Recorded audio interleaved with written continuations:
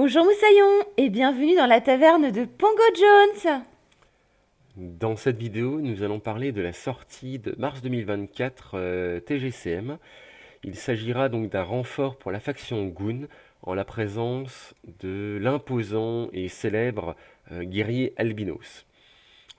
Il s'est illustré de nombreuses fois dans les romans. Il a une réputation quand même de grand guerrier.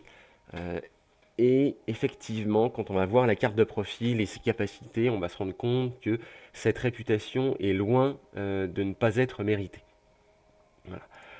C'est une figurine qui a été sculptée par Jeremy Teng et mise en couleur par Gwenaël Joly-Boulard, comme vous pouvez le voir. Euh, Moi, personnellement, je trouve que cette figurine, vraiment, elle en impose. Elle est absolument sublime. Moi, j'aime beaucoup. Euh, En tout cas, la figurine, classe. Voilà. Au niveau de l'inspiration, j'ai essayé de me renseigner, j'ai essayé de regarder un petit peu, parce que c'est vrai que TGCM aime bien faire des jeux de mots ou généralement des inspirations pour ses figurines. J'ai eu un peu de mal à trouver une inspiration pour le guerrier albinos.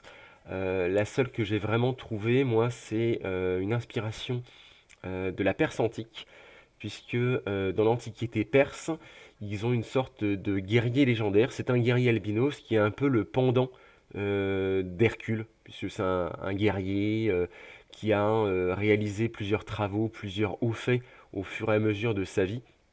Hein. Et puis il a aussi un petit peu un côté un peu comme les Grecs, destin tragique. Et c'était un guerrier célèbre parce qu'il était albinos et extrêmement puissant. Il aurait tué des démons, etc. Donc moi je pense que l'inspiration vient de là. Après il y a peut-être une inspiration un petit peu plus africaine que je ne connais pas. En TGCM pourra me contredire ou me donner une autre explication, sauf si vous en avez une autre. Mais moi c'est celle que j'ai trouvée. Voilà.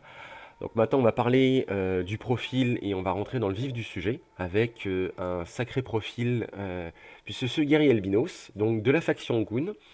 Alors, c'est pas tout à fait un Goon, hein. De toute façon, on le voit bien à la carrure. Le bonhomme, il doit faire à peu près 2,50 m, 2,80 m, ou là où les Goons sont plutôt à 1,60 m. Il est limite plus large que les Goons ne sont hauts. Le mec, c'est une montagne de muscles. Mais en fait, donc, c'est une espèce alliée aux Goons, puisqu'ils vivent reclus dans leur coin, dans leur histoire. Et comme ils partagent la même philosophie de vie que les Goons, ils sont alliés et ils viennent les défendre. En tout cas, ils viennent s'entraider quand ils peuvent. Voilà. Donc, c'était un personnage à limitation unique. Enfin, c'est pas un personnage, mais c'est un guerrier à limitation unique de niveau 3 qui vaut 160 points tout nu. Hein. Enfin, on l'achète pour 60 points, on achète ses plaques de chocolat, quoi. Et ses cornes. Mais finalement, des plaques de chocolat plutôt bien développées, puisque c'est un guerrier, donc Goon, pour la faction Goon, qui a une stature de 5. Hein. Finalement, c'est une stature de gros Kérops ou de petit Tembo. Et finalement, ces caractéristiques, pareil, c'est des caractéristiques de gros Kérops ou de petit Tembo. Avec 9 points d'action, 28 points de vie. Là-dessus, c'est, on va dire, limite un peu faible. Mais sinon, une vitesse de 3, qui est sa plus mauvaise caractéristique, mais on va voir quand même qu'elle est très bonne. Une puissance de 6, une agilité de 4 et une constitution, une corpulence pardon, de 6. Témérité de 6, le mec il a peur de rien, et une intelligence de 6. Donc on voit tout de suite que le bonhomme, non seulement c'est une brute de corps à corps, mais en plus il est intelligent, il a peur de rien. Voilà, il est pas trop bas du front lui. Voilà. Au niveau de ses caractéristiques, qu'est-ce qu'on peut dire? Déjà, on voit hein, puissance de 6, corpulence, constitution de 6. Donc déjà, il va taper comme une brute au corps à corps. Il va repousser les adversaires avec des effets de C assez violents. Il a des relances finalement qui sont très proches de ce qu'on peut voir comme ça, puisque la première, il peut tout faire. Bon, ça c'est très bien. Ça lui donne un petit peu de polyvalence. Mais sinon, les deux autres, on voit que c'est très orienté attaque au corps à corps et défense au corps à corps. Il y a aussi une fois le tir. Bon, ça lui fait deux relances au tir. Pourquoi pas? Hein, on peut peut-être imaginer lui donner l'équiper de javelot hein, pour avoir une arme de lancer, etc. Bon, c'est une option hein, qui peut se valoir. Au niveau de ses règles, il a le coup de corne, comme à peu près, je crois, tous les goons. Bon, c'est une attaque de base, mais on va voir qu'il n'y a pas un gros intérêt par rapport au bonhomme. Mais bon, ça peut sauver de temps en temps. Il a hors norme. Alors, vu le bousin, ça me paraît tout à fait logique, hein. C'est comme ça que je disais, hein, vraiment, ça ressemble beaucoup à un tembo, hein, puisqu'il va pouvoir porter une arme à deux mains dans sa main droite, par exemple, ou gauche, hein, s'il est gaucher, et prendre une deuxième arme à une main ou un autre équipement à une main dans l'autre. Et ça change beaucoup de choses, hein. Tous les joueurs qui jouent des guerriers tembo, enfin en tout cas des tembo de manière générale, se rendent compte que ça change tout en termes de combinaison, puisque on va pouvoir potentiellement équiper ce guerrier albinos d'une arme à deux mains, avec les allonges que ça donne, les dégâts, les bonus que ça apporte, tout en l'équipant par exemple d'un bouclier. Ou alors on va pouvoir l'équiper d'un arc si on veut, hein, un arc de guerre par exemple, même si vu ses caractéristiques c'est pas forcément le plus intéressant, et d'une arme de corps à corps en plus à côté, etc. Voilà. Mais en tout cas, on va pouvoir faire beaucoup de combinaisons d'équipements. Ou alors, de manière plus simple, il pourra avoir une arme à deux mains dans une seule main, et il aura toujours une main de disponible pour faire les objectifs. Puisque bah, il a une relance d'objectifs, il a des caractéristiques assez violentes qui vont lui permettre de jouer les objectifs très facilement. Voilà. On n'est pas obligé non plus de l'équiper avec 5 ou 6 armes en plus. Il est indépendant. C'est logique, hein, comme je disais, au niveau de son histoire, c'est des guerriers un petit peu nomades qui vivent en solitaire. Donc forcément, il a appris à se gérer tout seul et donc à être indépendant. Et ça marche très bien donc dans un mode de jeu en mode bataille. Il n'aura pas besoin absolument d'être à côté de son seigneur de guerre ou de son chef de Dust. Il a la règle Sinkers. La règle Sinkers, on va la voir un petit peu plus tard, mais c'est toute une carte de capacité qui est extrêmement puissante. Et il a trois autres capacités. Brutalité 2. Alors, quand on a une puissance de 6 et qu'on a brutalité 2, on voit tout de suite qu'on a une brute de corps à corps. Puisque quand même, le mec, quand il va avoir un effet de paix, il va rajouter 3 au dégâts. Et ben, avec une puissance de 6, dégâts à 6 de base, hein, sur une attaque par exemple, ou une constitution à 6, et s'il utilise sur une attaque à 3 points d'action 2 effets de brutalité, de paix, il va se retrouver à plus 6 au dégâts. Donc potentiellement le mec il fout une baffe à 12 pour 3 points d'action. Hein, quand je vous dis qu'il a des caractéristiques de tembo, de gros carops, je mens pas quoi. Il a la terreur à 12, forcément. Hein, quand on a l'habitude d'aller faire des rafles, je pense notamment aux Fang, qui viennent rafler des pauvres petits dogons, puis d'un seul coup ils tombent sur un guerrier albinos de 2,80 m et de 1,80 m de large, et qui, chacun de ses pectoraux est plus gros qu'un larbin, je peux comprendre qu'il provoque des tests de témérité. Et ça marche très bien avec le guerrier albinos, puisque pour rappel, le test terreur, donc on fait un test de témérité, à un seuil de 12, et globalement c'est témérité plus 1 des 10, quel que soit le niveau du bonhomme, hein, ce sera toujours un des 10. Donc même un bonhomme d'élite, il va avoir du mal à défendre, s'il n'a pas une grosse témérité. Et si on fait moins de 12, eh ben, on va avoir plus que la moitié de ses points d'action pour la prochaine activation. Et si on reloupe une deuxième fois, on se retrouve avec 0 point d'action. Et si on loupe une troisième fois, ben, le mec, il est complètement terrorisé et il fuit. Il est considéré comme détruit.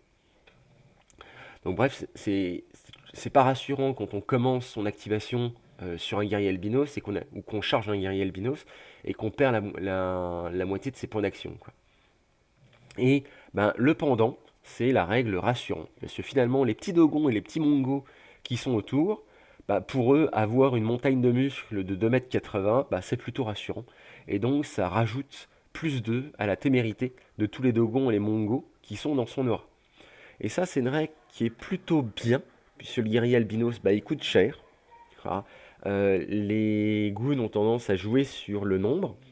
Et bah, les dogons et les mongos, ils ont une témérité extrêmement faible, sauf quand ils sont en grand nombre. Bah, le souci, c'est que si on commence à investir 160 et on va avoir même pas loin de 200 points, enfin 200 couronnes dans le guerrier albinos, il reste plus beaucoup de points pour justement jouer sur cette fameuse masse de dogons ou de mongos. Et ben là, on va compenser un peu ça en disant ben, les dogons et les mongos qu'on va avoir en peut-être nombre un petit peu moins élevé, ils auront, quand ils sont à côté du guerrier albinos, c'est comme s'ils avaient deux potes en plus. Et pour leur témérité. Et ça, c'est plutôt bien. Voilà. D'autant plus que le guerrier albinos, il va donner ça au Dogon et au Mongo, ce qui va permettre, en tant que joueur Goon, de jouer un peu de Dogon et un peu de Mongo dans votre bande, et avoir une témérité tous ces bonhommes relativement élevée. Parce que souvent, les Dogons, eux, ils apportent un bonus de témérité aux autres Dogons, et les Mongos uniquement aux autres Mongos. Donc c'est vrai que souvent, quand on voit des bandes de Goon, eh ben, le joueur va souvent jouer beaucoup de Dogons pour faire une liste de Dogons, ou alors beaucoup de Mongos pour avoir une liste de Mongos. Et là, avec cet effet rassurant, il va peut-être piocher un petit peu un ou deux Dogons et un ou deux Mongos, et grâce aux guerriers albinos, bah, ils auront tous une témérité, on va dire, correcte. Donc ça permet de changer un petit peu, de varier les listes qui vont entourer le guerrier albinos. Voilà. Et ça, c'est bien. Et donc maintenant, on va revenir donc à cette carte de capacité, la Sinkers. Donc Sinkers, ça fait quoi? Ça a plusieurs choses. Déjà, on retourne dans le côté, les guerriers albinos sont solitaires.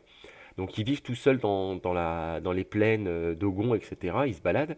Et donc ils ont appris à se soigner tout seuls. Et donc ils ont accès au sort Onde Revigorante. C'est un sort Goon. Ils l'ont gratuitement, puisque la carte Sinkers, elle est gratuite. Hein. Mais ce sort, ils ne peuvent le lancer que sur eux-mêmes. Alors, pour rappel, c'est un sort avec un seuil de 15 ou de 20.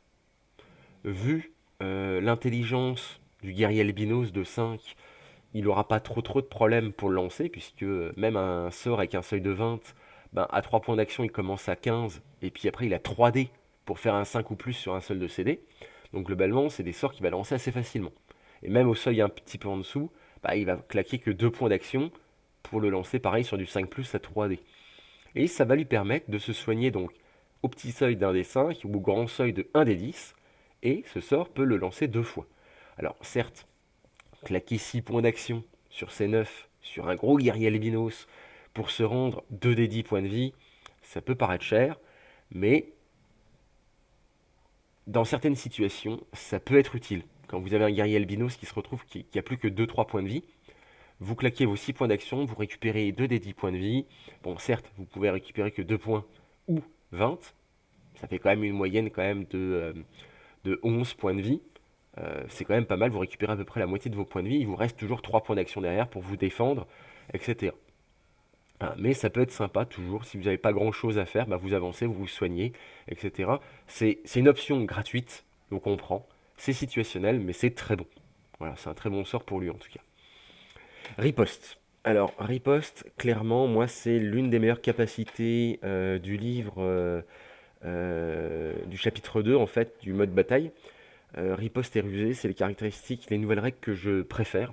Et riposte, pour rappel, ça permet à quelqu'un en défense, quand il fait une défense à 2 points d'action et que la défense réussit, de ne pas faire soit les dégâts, soit un effet, mais les dégâts et l'effet. Et à 3 points d'action pour une défense, il va faire les dégâts et 2 effets. Donc globalement, comme si on attaque.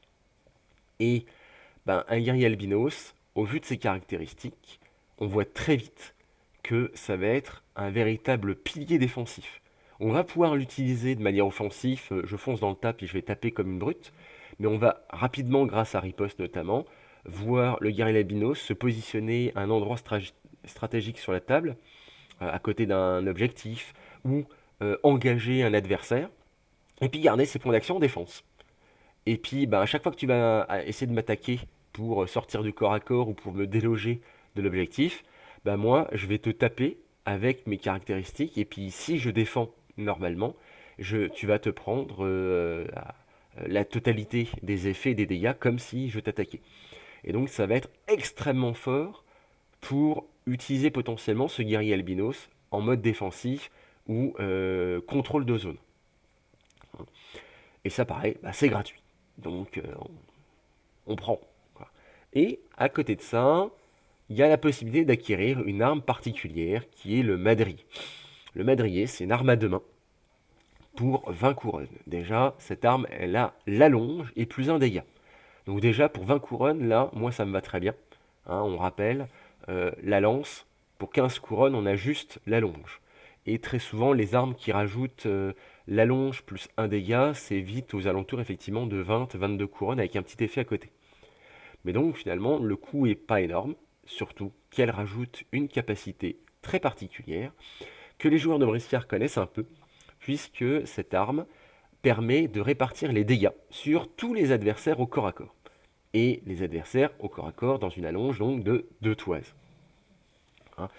Et c'est là que c'est très fort. C'est-à-dire que avec votre guerrier albinos, en attaque, si vous tapez un bonhomme, vous pouvez décider de mettre les dégâts sur le bonhomme d'à côté. Et de la même manière en défense. C'est que le mec vous attaque, vous défendez, vous pouvez décider de mettre les dégâts plutôt sur le bonhomme qui est à côté. Voilà. En partie ou totalement. Et de la même manière, ça je pense que c'est tout à fait possible, hein, puisqu'à Carnage, rien n'interdit de taper un de ses potes. Vous pouvez très bien dire je vais taper un pauvre goon, en tout cas de faire semblant de taper le goon, qui est à côté, le pauvre petit dogon.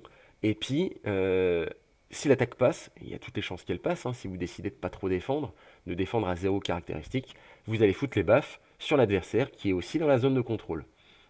Voilà. Et ça ouvre beaucoup de possibilités. Il y a cette combinaison-là qui a fait couler un peu d'encre, effectivement, sur Discord ou sur Facebook. Mais il y en a d'autres. C'est-à-dire que si l'adversaire commence à vous taper ou que vous tapez et que à côté il y a un autre adversaire qui a plus que 5-6 points de vie, pardon, et que vous foutez une baffe, comme on disait, à 12 avec un double effet de P, plus 1 avec le madrier, donc vous êtes à 13 dégâts, bah, si l'adversaire n'a plus que 5 points de vie, vous pouvez dire bah, je mets 5 points de dégâts sur le mec là pour le finir, et puis les autres dégâts, je le mets sur le bonhomme que j'ai tapé ou sur un autre. Et ainsi, vous pouvez tuer quelqu'un avec pile poil le nombre de dégâts qu'il faut sans perdre en dégâts. Donc vous pouvez vraiment ultra jouer sur l'effet de paix avec la brutalité pour augmenter les dégâts et les répartir comme bon vous semble.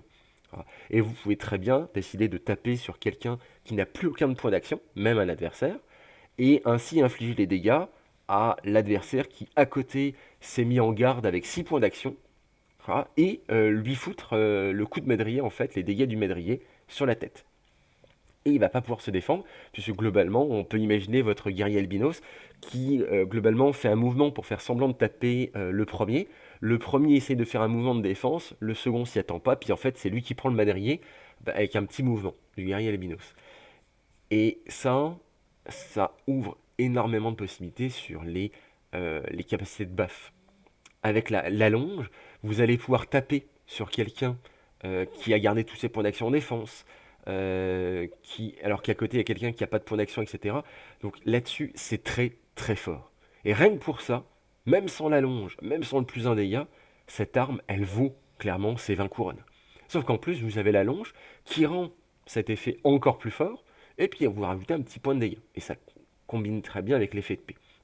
Donc moi, honnêtement, je vois cette arme, je vois le guerrier albinos avec ses caractéristiques, je vois que c'est une brute de corps à corps, je vois pas pourquoi je lui mettrais une autre arme que ça. Ça peut se défendre, on peut lui mettre d'autres armes, mais cette arme-là, elle est très bien. Et je rappelle, c'est une arme à deux mains, sauf que le guerrier albinos, il est hors norme. Donc, il a encore une main de libre. Donc comme je disais, il a encore une main de libre pour gratuitement, si vous ne mettez rien d'autre, aller gérer un objectif. Donc il peut foutre des mandales de madrier en zone et gérer les objectifs.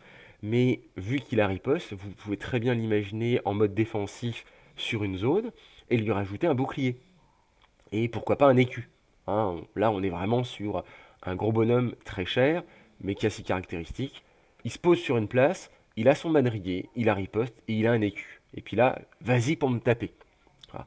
Et c'est-à-dire que bah, t'arrives, tu vas essayer de me taper pour sortir du corps à corps, bah, je vais utiliser l'écu, je vais passer ma baffe, et tu vas te prendre, si c'est une défense à 3 points d'action, tu vas te prendre 13 points de dégâts.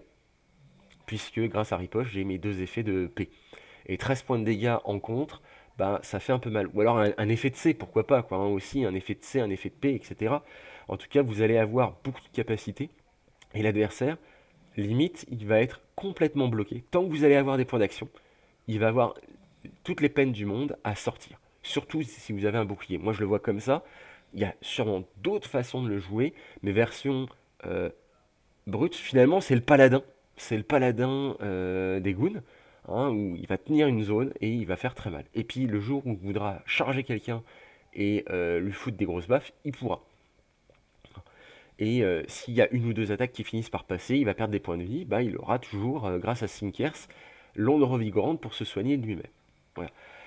Bref, il coûte très cher parce que avec le madrier, il monte à 180 et puis avec l'écu, on est pas loin des 200 couronnes, hein, avec 192, je crois. Donc certes, ça fait un gros bonhomme, mais globalement, il s'auto-suffit. Il va être capable de gérer tout seul, de défendre tout seul, de foutre les baffes, de gérer les objectifs, de se soigner, hein. Et vu sa corpulence, etc., il va falloir vraiment être à plusieurs pour le déloger. Donc c'est un très bon profil qui apporte quelque chose que la faction n'avait pas forcément. Certes, il y avait les guerriers tribaux, mais les guerriers tribaux, ils sont plus là en fait, vu leurs caractéristiques qui sont quand même moindres, ils coûtent moins cher aussi, hein. Ils vont être là pour faire des dégâts, mais en cible unique, pour aller un peu comme un sniper. Je fonce, je tape, et puis après je retourne dans ma bulle, etc. Le guerrier albinos, faut voir qu'avec son coup, faire une bulle Goon, c'est un petit peu plus compliqué. Puisque quand il y a 200 points déjà dans le guerrier albinos, si vous voulez votre petit sorcier de niveau 1, voire de niveau 2, vous montez déjà à 300 points avec le parchemin et l'équipe, enfin avec le petit grimoire et l'équipement. Il vous reste plus que 200 points à côté pour mettre les petits dogons, les mongos, les éclaireurs, etc. Pourquoi pas, hein, ça se joue, je pense, mais forcément vous allez avoir beaucoup moins de nombre. Et donc ça sera un choix, ce sera un style de jeu. Est-ce que je joue ma bulle Goon avec le père de famille et tout, et puis mon guerrier tribal qui va sortir de la bulle pour aller taper quelqu'un et revenir, ou est-ce que justement je vais jouer un guerrier albinos qui va vraiment être là pour je plante mon bâton et puis je bouge plus quoi. Et puis si vraiment il faut taper, je tape. Voilà. Son principal problème dans la faction Goon, c'est ce que je disais, c'est son coût. Il est extrêmement cher, il va forcer à faire des choix. Mais moi, ce profil me plaît bien parce qu'il apporte de nouvelles possibilités et de nouvelles possibilités de liste. Comme je disais, on va pouvoir jouer un petit peu de Mongo, un petit peu de Dogon avec lui, sans que ces derniers aient une témérité trop faible et qu'ils ne se boostent pas en fait. Et donc, c'est plein de possibilités en plus par rapport à ce bonhomme-là. J'ai donné des exemples d'équipements, mais je pense qu'il y en a d'autres, hein. On pourrait très bien lui imaginer des casques, une armure en plus, pourquoi pas, on peut aller jusqu'au bout, hein. Après, ça fait peut-être un peu cher, mais on pourrait très bien imaginer une liste aussi à thème, un peu élitiste, où vous avez votre guerrier albinos avec des guerriers tribaux niveau 2, voire niveau 3, j'allais dire vivandière, enfin une petite artisane goon, qui fait que si l'artisane n'est pas tué rapidement, bah, ça va être un guerrier albinos ou un champion tribal qui va revenir à la vie, quoi. Voilà, il y a plein d'idées et ce profil apporte beaucoup de choses à la faction Goon. Voilà.